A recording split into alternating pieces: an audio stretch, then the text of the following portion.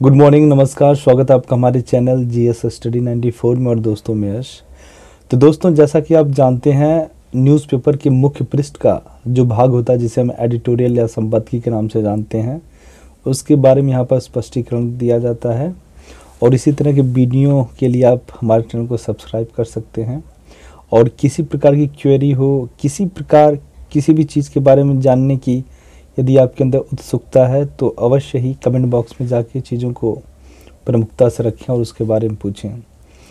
तो जो आज का जो विषय है दोस्तों, कह सकते हैं कि दैनिक जागरण के न्यूज़पेपर से लिया गया आज का एडिटोरियल है और बहुत ही आवश्यक है, क्योंकि आए दिन जिस प्रकार से आप एक तरह से कहें ना कि कुछ ऐसी चीज़ें हैं, कुछ ऐसे संस्थान हैं जहाँ पे कई विचारों का उद्गम होता है, कई विचारों के सहयोग से एक नई विचारधारा का जन्म होता है। उस संस्था के बारे में हम बात करेंगे।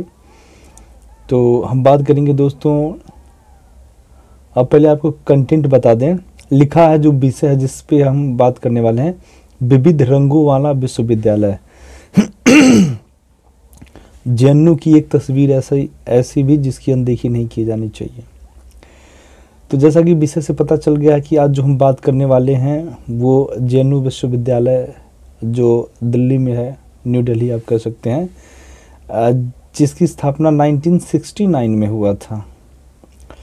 और आए दिन देखिए इस समय जो है ना, मैं कह सकता हूँ जेएनयू के अंदर जो अराजकतावादी गतिविधियाँ वहाँ पे संचालित हो रही हैं और जो भारत विरोधी बार बार नारे लगाए जा रहे हैं और भारत को अस्थिर करने का जिस प्रकार से वहाँ के कुछ लोग एक नैरेटिव बना रहे हैं, एक सोच बना रहे हैं, वो कहीं ना कहीं भारत जैसे देश के विकास में बाधा और रुकावट पैदा ही करेंगी, उसके विकास में कभी भी कार्य नहीं करेंगी। तो कुछ दिन पहले देखे होंगे आपने, स्लोगन लगा था और कई कई जगहों पर लिखा भी था कि ब्राह्मणों और बनियों, ठीक है, इस जगह को छोड़ो, भारत छोड़ो, जेएनयू छोड़ो। ऐसे तमाम तरह के स्लोगन के माध्यम से दीवारों पे लिखे गए थे। तो कहीं ना कहीं जो विविधता थी पहले जेएनयू के अंदर, पूरी दुनिया में मैं बता दूं ऐसा कोई पाठ्यक्रम नहीं है इस समय जो यहाँ पे ना पढ़ाया जाता हो। यदि वो कह सकते हैं, यदि वो किसी भी देश के लिए विकास का काम करता है तो उस पाठ्यक्रम को अवश्य संचालित किया जाता है जेएनयू में। और जेएनयू के अंदर यदि आप एडमिशन लेना चाहते हैं तो कोई बच्चों का खेल नहीं है, आपको वहाँ का विद्यालय का कंपटीशन निकालना पड़ता है, तब जाके आपका एडमिशन होता है। और बता दें, इसका जो योगदान है भारत के निर्माण में बहुत बड़ा है। बड़े से बड़े विद्वान, ठीक है, बड़े से बड़े नेता, सोशल वर्कर, बड़े बड़े एंटरप्रेन्योर, बड़े बड़े ऑफिसर, जज, ऐसे तमाम लोग इसी यूनिवर्सिटी से निकल कर गए हैं। कह सकते हैं इसे हार्वर्ड यूनिवर्सिटी जो है अमेरिका की, उसकी संज्ञा दी जाती है।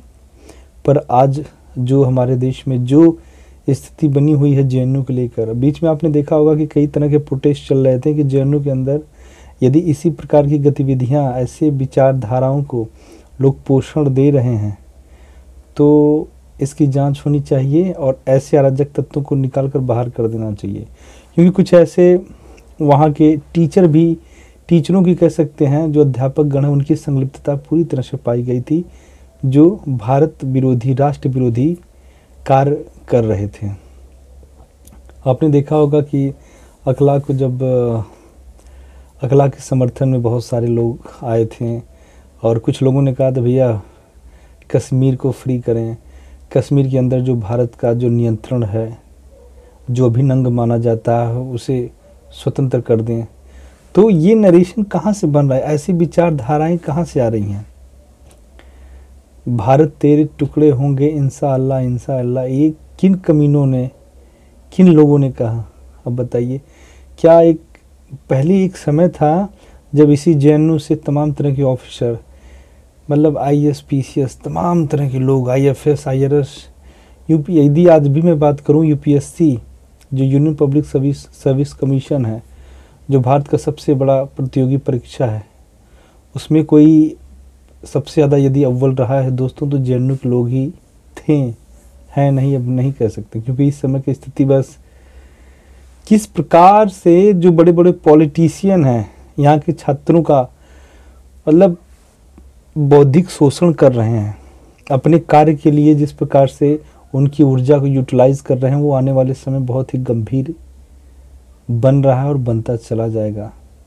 क्योंकि यदि इस पर अब करंट की जो सरकारें हैं किसी प्रकार के वक्तव्य रख दें तो वो भी विरोध प्रदर्शन करने लगते हैं। और आए दिन जिस प्रकार से नेता लोग इस समय अड्डा बना लिए हैं जेएनयू को लेकर, लोगों को पता है यदि जेएनयू के छात्रों का यदि समर्थन रहा किसी भी सरकार को तो वो पूरे भारत में, क्योंकि जितने भी यूनिवर्सिटीज़ हैं सब जेएनयू से इंटरकनेक्टेड हैं, जितने भी छात्र नेता हैं, जो छात्रों का एसोसिएशन है, तो उनका कहीं ना कहीं प्रभाव जेएनयू का अन्य विश्वविद्यालयों पर भी है। तो जैसा कि आप जानते हैं जब यूनिवर्सिटी के अंदर जो बच्चे हैं, जो पढ़ रहे हैं, जो छात्र हैं, वो बौद्धिक स्तर से बहुत ही मजबूत होते हैं और उन्हें कुलीन वर्ग की श्रेणी में रखा जाता है। एक ऐसा वर्ग जो बौद्धिक स्तर से बहुत मजबूत हो, बौद्धिक स्तर पर उसके संसाधन अन्य से बेहतर हो, उसे कुलीन वर्ग की श्रेणी में रखा जाता है। तो दोस्तों सारे लोग यही सोच रहे हैं कि इनको किसी न तरीके से इनकी ऊर्जा को यूटिलाइज किया जाए।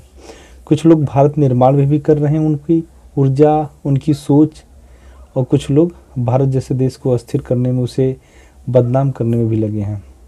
एक शख्स थे कन्हैया कुमार, हालांकि जब उनके आप विचारों को सुनेंगे बहुत अच्छा लगता है, बोलते बहुत अच्छा, चूँकि शोध का छात्र रह चुके हैं वो, तो भाई बोलेंगे अच्छा, पीएचडी कर चुके हैं। पर बीच में जिस प्रकार से उनके द्वारा एक उग्र प्रदर्शन किया गया था छात्रों के बीच में, और उनके खिलाफ चार्जशीट भी दायर किया गया था कि ये किस प्रकार से राष्ट्र विरोधी तत्वों को पोषण दे रहे हैं और राष्ट्र विरोधी गतिविधियों में पूरी तरह से लिप्त हैं। ठीक है, तो आगे लिखा है, अमेरिका की हार्वर्ड यूनिवर्सिटी की तर्ज पर बनाए गए इस विश्वविद्यालय में प्राचीन नालंदा से लेके मॉस्को एवं पेरिस विश्वविद्यालय सहित लंदन स्कूल ऑफ इकोनॉमिक्स तक के विचार समाये हैं। सोचिए, यदि आप विचार की बात करते हैं ना, तो हर चीज़ आपको यहाँ पे मिलेगा। ऐसे ऐसे बच्चे आपको मिलेंगे, जब आप उनसे बात करेंगे, किसी मुद्दे को लेकर डिबेट करेंगे, बहस करेंगे ना, तब आपको पता चलेगा कि बौद्धिक स्तर पे तो बहुत अच्छे हैं, पर इनकी ऊर्जा को अगर सही तरीके से कोई यूटिलाइज कर ले, कहते हैं ना कि जैसे आपके परिवार में कोई बच्चा है, हालांकि शरारती कौन बच्चा होता है जिसके अंदर शरीर में ऊर्जा होती है, ठीक है, तो यदि उसके तीव्रता को, उसकी ऊर्जा को सही दिशा में यदि हम इस्तेमाल करें तो उसका परिणाम परिवार के लिए, उसके जीवन के लिए बहुत ही बेहतर आएगा। अन्यथा यही कोई दूसरी संस्था के लोग, समाज में अराजक तत्व को जो पोषण दे रहे हैं, ऐसे लोग जब इन बच्चों को पा लेते हैं तो अपनी कार्यों में इन्हें संलिप्त कर लेते हैं। जैसे आप देख सकते हैं कश्मीर के अंदर, वहाँ के जो बच्चे हैं, वहाँ के जो लोकल जो विरोधी स्वर के लोग हैं, चाहे आतंकवादी कह लीजिए, चाहे जो विखंडन करने का प्रयास करते हैं कश्मीर को, अलगाववादी सोच के लोग हैं, वो जब इन बच्चों को पाते हैं तो क्या करते हैं उनके साथ, उन्हें हथियार थमा देते हैं और वहीं के लोगों का शोषण, उत्पीड़न, उनको गोली मारना, उनको लूटना, हत्या करना, हमारे देश के जवानों को, सेना को बुरी तरह से उनके ऊपर रॉकेट लॉन्चर मार देना, AK-47 से हमला करना। यही है, ऊर्जा का जब आप गलत प्रकार से इस्तेमाल करेंगे तो वो कहीं न कहीं विनाश का कार्य ही करेगा। यहाँ की समालोचनात्मक मानसिकता उच्च बुद्धि की सूचक है। जेएनयू शिक्षा जगत और बाहरी दुनिया के बीच संबंधों पर खुलकर संवाद करता है। वास्तव में जेएनयू सवाल करना, बहस करना एवं असहमति को स्वीकार करने की क्षमता विकसित करता है। इसलिए विश्वविद्यालय जीवंत चर्चाओं के लिए जाना जाता है। देश के सबसे बड़े राष्ट्रीय पुस्तकालयों में से और टांगा और गंगा ढाबा भी आज भी बौद्धिक चर्चाओं के केंद्र। यही माना जाता है कि यह विभिन्न विषयों की तरह तह तक जाने की जैसी चाह जेएनयू में है, वैसी अन्यत्र कहीं नहीं है। तो कह रहा है कि जिस प्रकार से यहाँ के बच्चों में क्षमता है, योग्यता है, वो कहीं भी अन्य जगह आपको देखने को नहीं मिलेगा। पर जो इसकी वास्तविक स्थिति आज बनी हुई है, उसे आवश्यकता है लोग इसे जो कीचड़ में जो फंसता चला जा रहा है, उस दलदल से, उस कीचड़ से निकालने की आवश्यकता है। देख रहे हैं यहाँ पे लिखा टुकड़े टुकड़े गैंग। जी हाँ दोस्तों, ऐसे ग्रुप को समर्थन करने वाले वहीं के लोग थे। टुकड़े टुकड़े गैंग मतलब भारत जैसे देश को टुकड़े टुकड़े करने का मंशा रखने वाले, विचारधारा को प्रेषित करने वाले लोग इसी जेएनयू के थे। यदि जेएनयू ने बहुत बड़ा कार्य किया भारत के विकास में, तो कुछ आजकल के लोग, चंद लोग हैं जो भारत को पूरी तरह से, मतलब वो सोचते हैं कि ये जेएनयू के अधीन हो जाए, यहाँ पे नकारात्मक ताकतें जो है विजय हासिल कर लें। ये सारी चीज़ें चल रही हैं। पिछले दिनों जेएनयू की चर्चा उसकी दीवारों पर लिखे गए कुछ अपशब्दों के चलते हो रही थी, जिस वजह से दोस्तों आज हम इस विषय को लेकर आपके सामने बता रहे हैं कि आखिर क्यों जेएनयू का आज मुद्दा उठ रहा है, क्यों जेएनयू जो है इस समय क्रिटिसाइज का विषय बना हुआ है। इस विश्वविद्यालय में सेना को समर्पित एक वॉल ऑफ फिरोज भी स्थापित है। एक मिनट, हाँ, जहाँ 21 परमवीर चक्र पुरस्कार विजेता के चित्र प्रदर्शित किए गए हैं। विरोध प्रदर्शनों के अलावा भी इस विश्वविद्यालय की एक बड़ी तस्वीर है जिसमें देशभक्ति है और कुछ कर गुजरने का जज्बा और नेतृत्व करने का साहस। जेएनयू में भारतीय संस्कृति के सभी रंग झलकते हैं। वहाँ छोटे बड़े सभी राज्यों के छात्र छात्राएं अध्ययन करते हैं। परिसर में इमारतों, छात्रावासों, सड़कों और सुविधाओं के नाम पर भारतीय विरासत और संस्कृति से लिए गए हैं। यह भारत की सबसे अच्छी सांस्कृतिक और भौगोलिक तस्वीर का प्रतिनिधित्व करता है। यह लगभग तय है कि राजनीतिक और वैचारिक आरोप प्रत्यारोप का दौर चलता ही रहेगा, लेकिन इसके साथ ही हमें ऐसी गतिविधियों को रोकना भी होगा जो राष्ट्र विरोधी हैं या राष्ट्र की संप्रभुता के खिलाफ हैं।